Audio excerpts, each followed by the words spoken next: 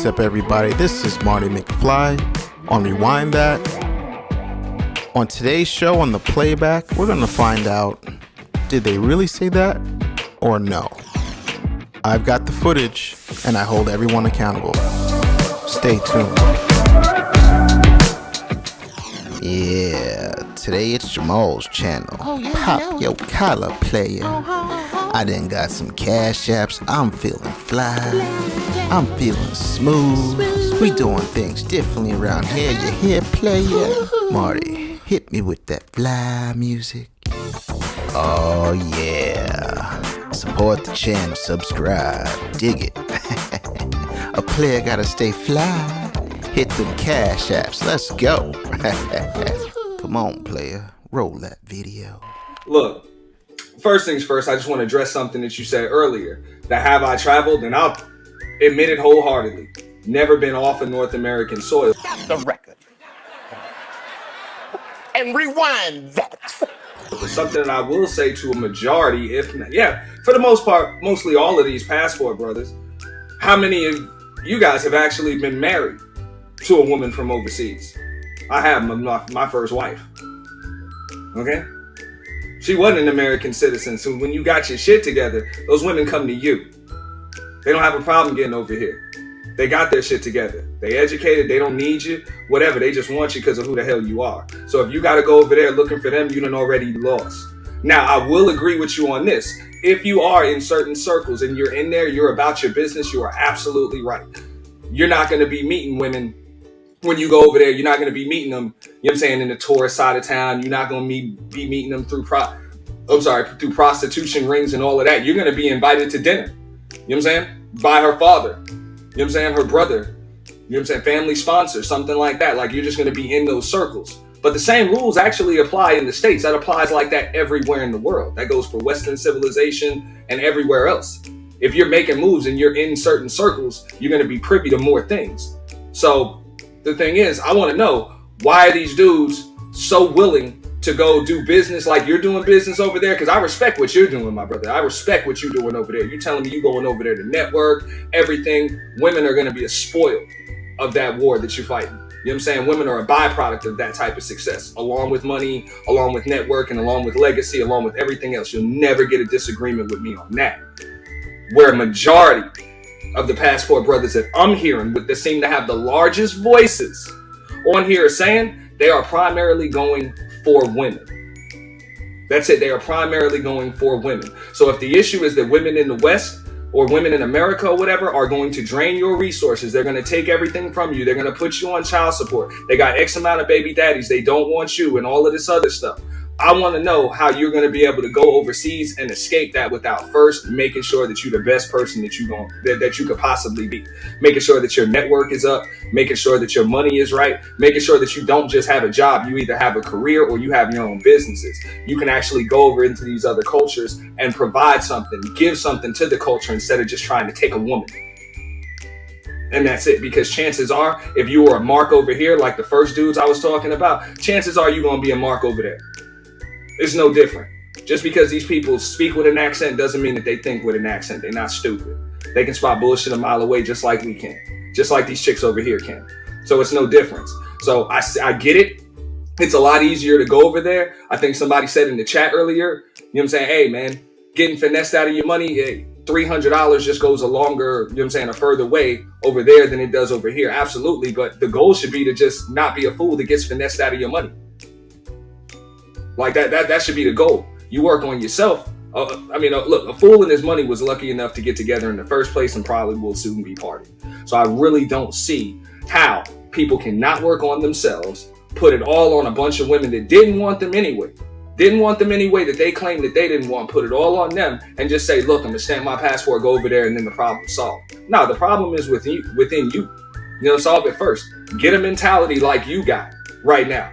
Build your network. Be the best man that you can be. Once you have that mentality, you don't even have to go looking for women. That's when women come looking for you. Or they just find you. That's the way it works. You have to actually be in those circles. Sometimes that does come with traveling the world. I get that. There's nothing wrong with that. I'm never going to discourage men from traveling. So don't get confused by the title. I am not telling men not to travel. I'm not telling anybody not to see the world. But take it from a man that's actually been married to a foreign-born woman that was not a United States citizen and didn't clean me out in divorce court or any of that shit. None of that.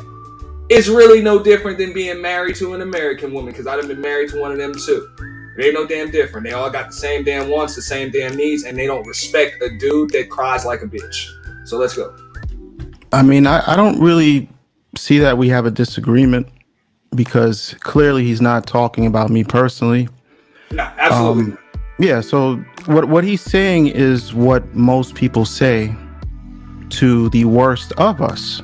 But let's be clear about something also. It's almost the equivalent of what Fox News do to you on a daily basis. They always talk about the worst of you. So if you were to just watch Fox News, you would have the impression that all black people are rioters, thieves, and murderers. Has anybody watched Fox News here besides me? Or has a clue about? So you understand where certain news networks just have an innate biases, regardless of the facts. You could literally have a video showing a person not committing a crime, but because the person is black, they'll say, "Oh, this guy is some type of deviant or something like that." So let's be honest about something. So when we have these conversations, we have to always look at the source and what we're talking about. So what we're talking about in general, because I have to generalize, because I can't know who you know personally, because you're going off your own personal experience with who's traveling. Since I actually travel, I think I'm in a better position to tell you who generally travels overseas. Would that make sense, Melody? Oh, yeah. Right? Just in general, like if you use makeup, you would generally be able to tell me what kind of makeup women use. So I'm just trying to use the logic so we're on the same page.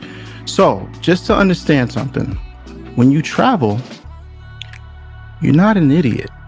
In general, I know there's idiots out there. We don't have to argue about the outliers. I'm just giving you in the middle. When you travel, you're not broke.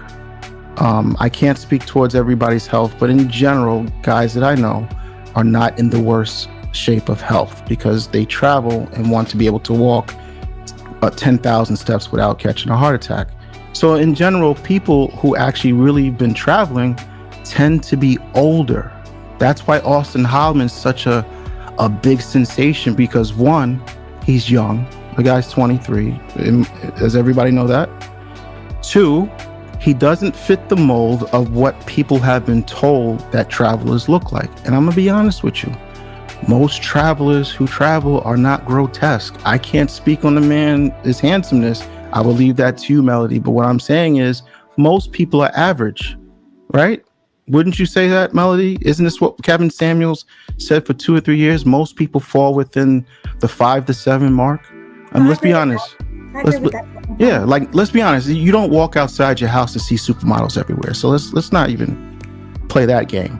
So most people that are traveling tend to be older, tend to usually been in a few relationships, if not married and divorced. These are not new terms for travelers. Most guys who travel tend to have been married, divorced, and now they're saying, I want to try something different. And sometimes they stay over there. This is what I advocate for personally. I don't necessarily advocate for the back and forth into infinite. No, I think once you find a country and you have your finances where you need them to be, I think it's more advantageous for you to stay there for a myriad of reasons. And again, I'm not coming down on you, Aunt, because I know you don't know these things. There's a lot of tax benefits to staying overseas. When you're overseas for a certain period of time and you make, like $200,000, the majority of that you can keep because you're overseas just in general. So not only is your income, depending on which country you're in, multiplying by 5 times off the rip, but most of the money that you make in the US, you're actually able to keep. But see, people who travel know these things and people who don't travel don't. And I understand that is no dig towards you, but it's still something I have to mention, because when I'm having these conversations, they tend to devolve into dick, pussy, and niggas tricking. Let me explain something to you. What the normal Negro in America think is tricking over here is bullshit. When I hear tricking from the normal person, it's always about dinners, $300. Oh, you bought her a pair of shoes, or she finessed you. These are funny terms to me because it lets me know the level of income these people make. Because if someone is getting finessed out of a TGI Friday dinner, that lets me know like TGI Friday is like the pinnacle for you. Stop the record. And rewind that. You know, to me, TGI Friday is just a Tuesday for me. And that's just what it is. So if you are that cheap where you feel you can't lose $20 without feeling somebody has taken advantage of you, I got news for you. You don't need to be traveling, and you definitely don't need to be dating in America, because I don't know where you're from, but where I'm from, a regular dinner date is minimum $350 here. Minimum. And I'm not even talking at like a really 4 or 5 star restaurant. So when dudes talk that money talk and getting finessed, please understand who we're talking to. And this was the point Marty went nuclear. Money's a different scale over here. So when guys go overseas, let's just say it's not about money and they go overseas. The money stretches differently, obviously. So if a guy wants to go overseas and maybe he doesn't make a lot of money, maybe he makes $50,000, right? If he wants to take his $50,000 and make it stretch over the seas, and I'm not saying he's Don Juan. Most people here aren't Don Juan, because how do I know that?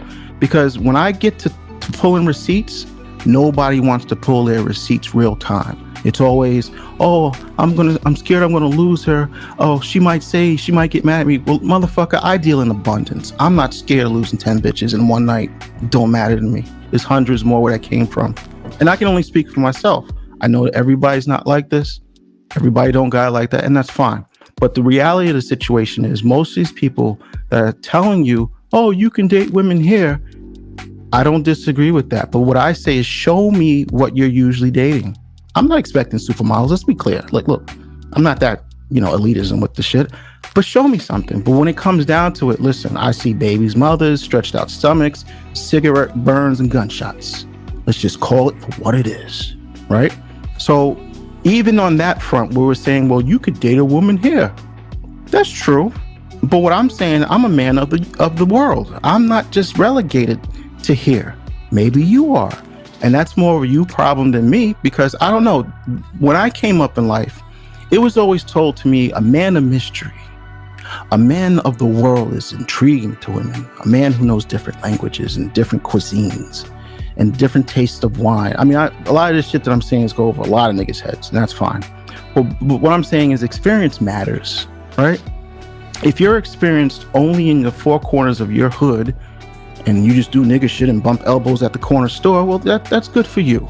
But some of us actually like to use our brain and do different shit. It's almost like, back in the days, I could remember a time, and let's put on our thinking caps for 1 second. Do you guys remember a time when playing video games was considered like a incel type of thing? But you look on Twitch now, who do you see mainly on there playing video games?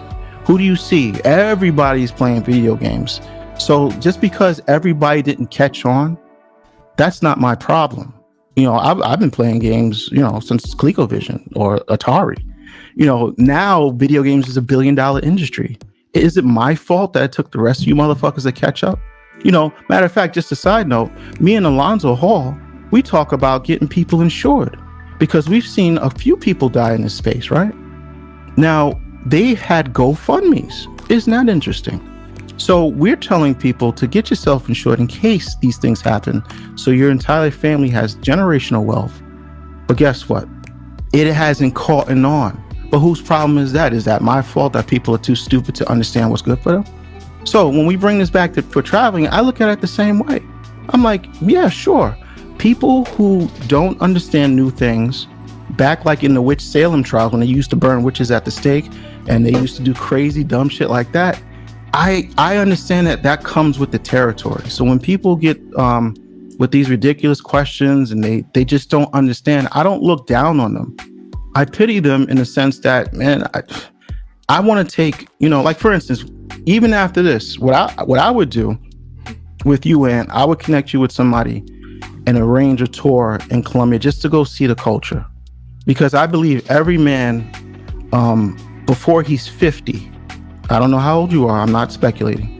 But what I'm saying, I think every man before his 50 needs to go outside of the U.S. I don't care where you go, but you need to go outside the U.S. and experience something different for you, not for women, not to build a business.